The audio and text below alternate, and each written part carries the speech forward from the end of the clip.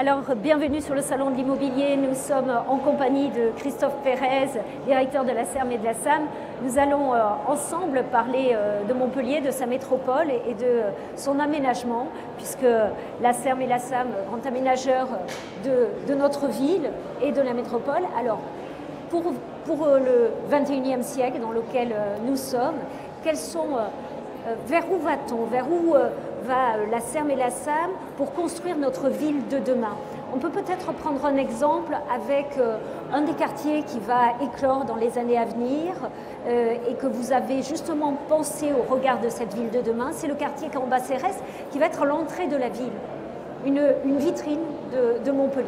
Oui, tout à fait. Ce quartier Cambacérès, comme beaucoup de quartiers qui se construisent sur la ville de Montpellier, à la différence de ce qui a pu se faire dans d'autres villes où on était dans l'étalement urbain, on sait que sur Montpellier, on a privilégié dans la façon de concevoir la ville des quartiers empreints de mixité urbaine, de mixité sociale bien sûr pour les logements, mais dans lesquels on retrouvait les commerces, les services, les bureaux pour ceux qui allaient travailler.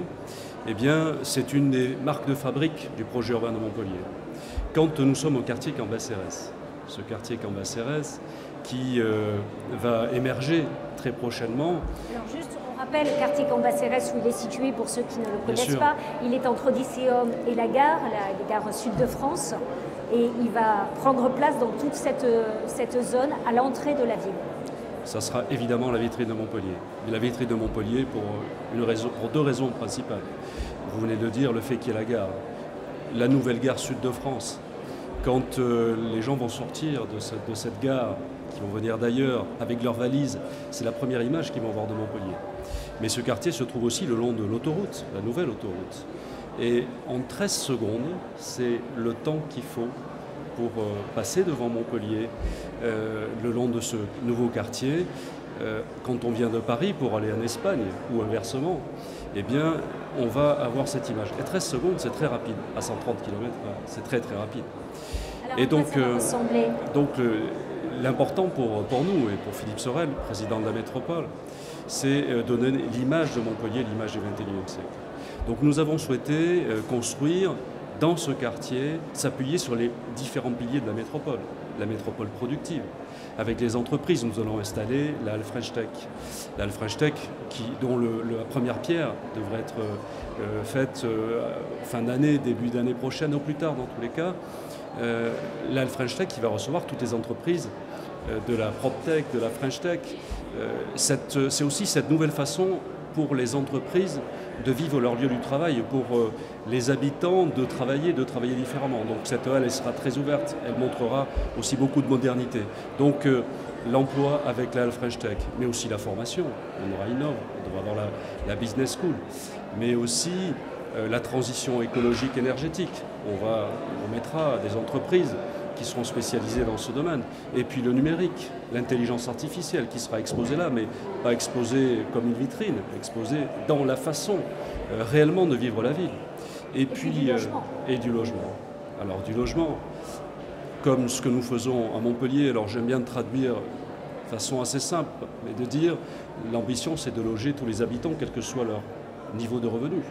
Donc quand le PLH, le programme local de l'habitat qui est en cours d'instruction aujourd'hui, prévoit qu'il y ait 36% de logement social, 10% ou 12% de logements abordables et le reste en logement libre, eh bien quand les élus travaillent sur ce sujet, bien sûr avec l'administration, eh bien c'est aussi pour loger, et on le retrouve dans tous les quartiers, pour y trouver cette mixité. Cette mixité, c'est la mixité à la fois du logement, mais aussi les commerces qui seront là, mais aussi les bureaux, et surtout un élément très essentiel, parce que quand on est à Montpellier, c'est une ville de la Méditerranée, on profite de la luminosité, mais c'est un lieu aussi, on vit dedans et dehors.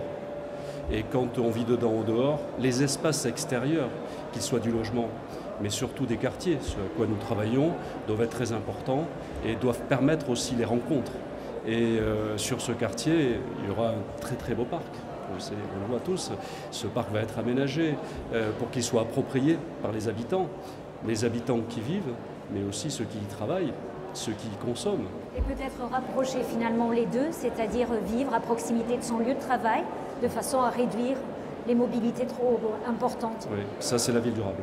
Cette ville durable que nous produisons déjà depuis longtemps à Montpellier, mais on l'accélère aujourd'hui. Elle s'accélère par les mobilités, comment on traverse les quartiers. Et sur ce quartier en particulier, eh bien, ce qui est important pour nous, c'est qu'on puisse vivre dehors. Et quand on vit dehors, il faut pouvoir utiliser les espaces. Il faut qu'ils soient généreux, mais qu'on puisse trouver aussi des petits espaces, des petits lieux de rencontre, des choses qui vous émerveillent. Parce que la ville, c'est aussi de l'émotion. Et l'émotion, elle est importante, et encore plus aujourd'hui, je crois, parce qu'on est tous contraints par le numérique. Ça peut être aussi nos contraintes. Même si c'est un magnifique, ça peut être aussi perçu comme un magnifique lieu, espace de rencontre. Eh bien, ce qui est important aussi, c'est de pouvoir faire en sorte que les gens se rencontrent et vivent ensemble, échangent et parlent. Et c'est quand même l'ADN de la Méditerranée. Et donc, à Montpellier, on doit pouvoir trouver cela. Alors, Cambacérès, c'est un quartier neuf qui va être complètement construit, mais vous travaillez aussi sur des projets de réaménagement.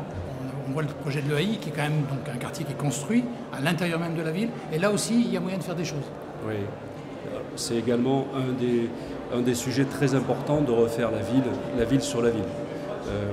De façon un peu générale, si vous le permettez, seul un tiers de l'espace dans le SCOT, le schéma de cohérence territoriale tel qu'il est porté, seul un tiers de l'espace va être aménagé, les 2 tiers seront laissés à la nature. Eh bien, lorsqu'on est sur ce tiers de l'espace, à l'évidence, il faut aussi refaire la ville sur la ville. D'abord parce que la ville a besoin de se régénérer, il faut l'entretenir, la développer. Et ce projet de l'EAI, qui est un ancien tènement qui appartenait à l'armée, il y a d'abord un parc très très beau de 20 hectares que nous allons réaménager. Alors on dit pourquoi vous allez l'aménager ? Bien sûr pour qu'il puisse encore être approprié un peu plus par les habitants, mais on va aussi permettre de protéger les populations par les risques que nous avons sur la Méditerranée, les risques liés aux inondations. On va y faire des beaux bassins, des bassins hydrauliques qui vont protéger les populations en amont et en aval, et en plus il va être aménagé pour qu'ils soient un peu plus appropriés. Déjà premier point, 20 hectares, 21 hectares ouvert au cœur de Montpellier, alors que cela était fermé à l'époque, puisque c'était utilisé uniquement par les militaires. Deuxième point, c'est la ville sur la ville, dans l'ancien site. Le choix qui a été fait par Philippe Sorel, mais qui est porté par la SERM, la SA3M et par l'urbaniste, c'est de garder la mémoire du lieu. C'est-à-dire qu'on a fait le choix de garder un certain nombre de bâtiments. C'est important de se rappeler l'histoire pour dire où on va. Donc c'est un choix très fort, parce qu'on va quand même garder tout autour le mur d'enceinte, mais qui va être magnifié, et on va y voir derrière se dessiner la ville, qui doit être aussi en lien avec la ville ancienne. Et bien sur l'EAI, qui sera traversé par le tramway.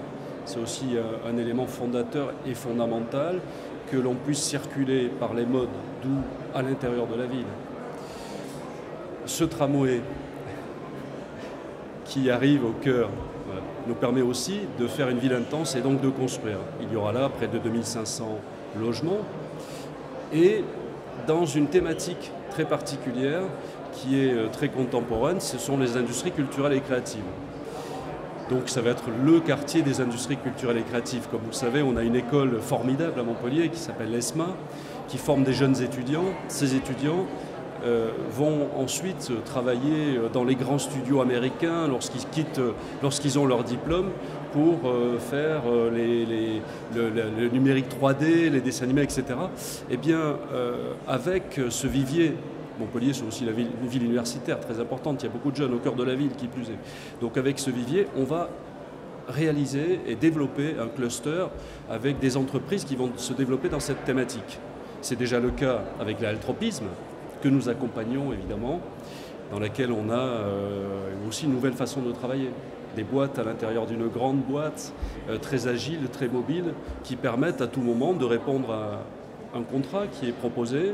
Un contrat parfois pour faire ce genre de travail, c'est 2-3 ans. Eh bien, plusieurs entreprises viennent s'agglomérer, on leur propose des solutions agiles de construction. Les logements qui sont à côté, on est au cœur de la ville, et demain si c'est autre chose, on peut le moduler et le modifier.